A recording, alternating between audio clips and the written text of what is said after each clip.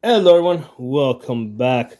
Today we're going to be looking at this Feyachi tactical flashlight. Okay, so this is a 2000 lume rifle light. It's the FL26, so it's a budget light. It's $50. Okay, so we're going to be mounting this on a rifle in the next video and doing some night shooting with it. But I wanted to just show you everything that comes with it, because it comes with a whole bunch of stuff that we're not going to get to see once we go outdoors. So let's get everything out of the box. When you have something that comes with like so many features like this, people tend to, a lot of times we'll use some features but not use other features. So I thought that I should do I should just show you everything that comes with it, and then later on I'll show you guys how I end up using this. Okay, so Feyachi tactical flashlight, FL26, 2000 looms, $50 light. Okay, so I did have this open last night. So you do have to charge it, right? It comes with a charge. I don't think it's a full charge, because basically I charged it for, I think it was about 3 hours, right? So it'll go, basically this will light up red when it's charging, and when it has a full charge, it'll light up green. They give you a USB cable that basically plugs in over here. So it's a type C, right? It plugs in there, right? And then you basically just plug this into a cube, and you just keep it plugged until it goes green. Okay, so with these tactical flashlights, the batteries, they tend to go through batteries really quickly, and it can become very expensive. So it's really nice that this has a rechargeable battery. Here, let me open this thing up and I'll show you the type of battery that it has.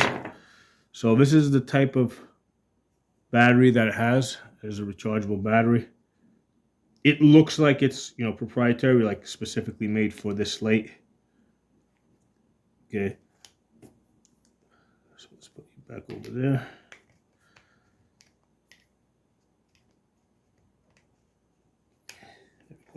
So it does come with two end caps. This one is a button cap, and then in here, okay, it has it does have the pressure pad switch as well. Okay, so you do have a choice. I think I'm going to be using it mostly with the tail cap, and I'll explain to you guys why in a bit. But yeah, first let's just go through everything that it comes with. Okay, so it comes with rechargeable battery, comes with the charging cable. One of the things that I really like about this, it's like, as far as mounting it, it is very flexible, right? Basically, they give you this mounting ring, and then they give you this, because you can basically mount this directly onto the light. Oh, let's take this apart. So I don't think you need that. I think that's just to keep it from getting crushed. Put that over there. You are going to need this. So that slides in over this. And then this slides in over that. Like that, right? And then there's a bag of screws. There's 2 bags of screws. They got screws that will go there, and then they got M-lock screws. So if you wanted to, you could mount this by M-lock, right? You can see how it's got M-lock. You can mount this directly onto your rifle, or you can use this offset, right? So the way this would work is that would mount onto that, and then this allows you to push it forward. So this is something that in the other rifle lights that I have, like, it doesn't come with this offset. Okay, so one of the things I like about this is that in this setup over here, it not only pushes it forward, it also lifts it up. So usually what I have to do with these rifle lights is, a lot of times I have to like my stream light, for example, it doesn't lift up. It's just like off to the side like this. So my sling is on the left side. So if I put this on the left side and try to like just activate this with my thumb, right? Because it does, even though it comes with the pressure pad, a lot of times, you don't want to mount. Sometimes you may not want to mount wires and you know, zip tie them down, you know, you may want to have the ability to get the light on and off fairly quickly. So the problem is that if you have the light that mounts like directly, let's say at the 3 or the 9 o'clock position, well, if you try to mount this on your sling side, it's going to interfere with your sling. So with this being raised up and also pushed forward, right? Okay, I foresee the ability to like mount this on my sling side, right? Push this forward and still be and it for it, you know, still activate this with my thumb and for it to not interfere with my sling. Okay, so that's because you can raise it up and push it forward. So this is pretty cool that they give you all these different mounting features. And the other nice thing about this is that you can just use this as a flashlight, right? You can completely remove the rifle mounting hardware and just use this as a flashlight. Okay. Okay. So I on my Streamlight, it's got mounting hardware built directly into the body of the light. So if I try to stick it in my pocket or something, you know, it's gonna kind of stab you in the leg and stuff. So if you remove the mounting hardware with this, you basically just have a normal flashlight that you can use. So that's a cool feature. Now this this does rotate here. That allows you to change the focus. Yeah, actually, let me lift it up. Put you guys on the wall over there. Hold on for a second. So we are going to get this outdoors and do some night shooting. So there's a button switch here. There's actually like 2 switches in the back, right? You got this switch here, which is basically on off. And then you got this switch over here. If you hold this switch down, that gives you, try to get this into light. If you hold this switch down, that gives you like a max blast. Okay. Now obviously it's daytime now, then it goes off. Okay, so you can rotate this to get a different focus, right? So that's a more narrow beam, that's a wider beam. Okay, so you can adjust this with the rotation.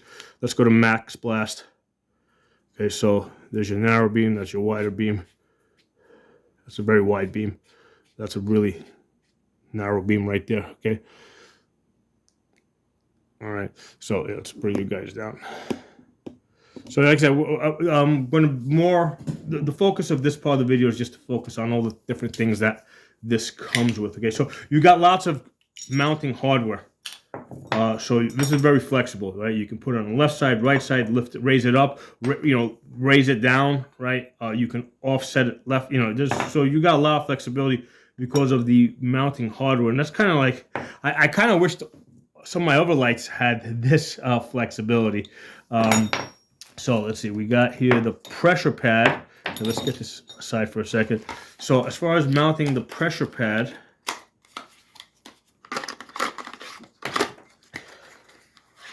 okay, so they give you, this is like if you, this allows you, because that's got like Picatinny there, right? So that allows you to mount the pressure pad onto the Picatinny that runs along the top side of your rail. So the way that works, you just drop this in like this.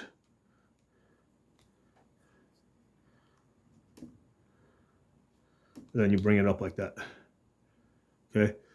And then that mounts onto the Picatinny slots that run on your top rail. Okay. So you got that.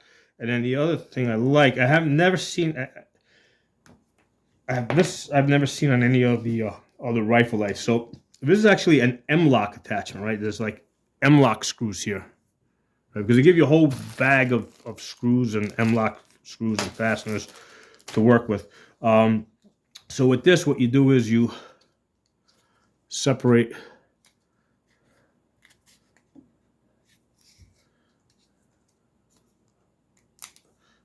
this out over here, right? So you do the same thing over here. You drop that through like that, bring it up, put it through here.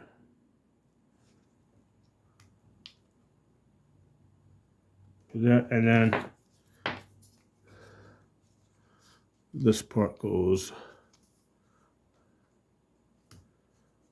back over here like this. So now using these holes over here, right? You lift that up, put it there. You basically you can now attach this by M-lock, give it to the side, or wherever you got M-lock on your rail. So that I've not seen on any other lights that I have on Olight, on my Streamlight.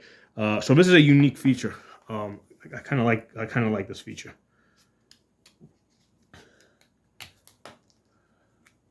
Let's get you out. So as far as the pressure pad itself, right? So you've got a main switch there, and then inside here I can feel like 3 buttons. Now, as far as I can tell, the 3 buttons, because you got one in this position, one in that position, one in that position. As far as I can tell, the 3 buttons do the same thing. It's just a matter of convenience, like where your fingers happen to land. Okay. All right. So let's see. Did we go through all the hardware? Oh, there's actually one more piece I saw somewhere. Oh, here it is. This one here. So they also give you this little piece of Velcro here so that you can like control your wires. Okay, so the wire does come in this coil over here. So I mean, if you don't like it in the coil form, you can just kind of stretch this out, and eventually you'll like see if we stretch it out. Eventually it'll take a set to whatever you want it at. So this is plenty long, right? They give you, a lot of times the cables on these pressure pads are really short. I mean, you got a lot of long cable here. Okay, this would be, if you were going to use this with the pressure pad, I would put this on like like a 16-inch rifle or an 18. I would put this on one of my longer rifles.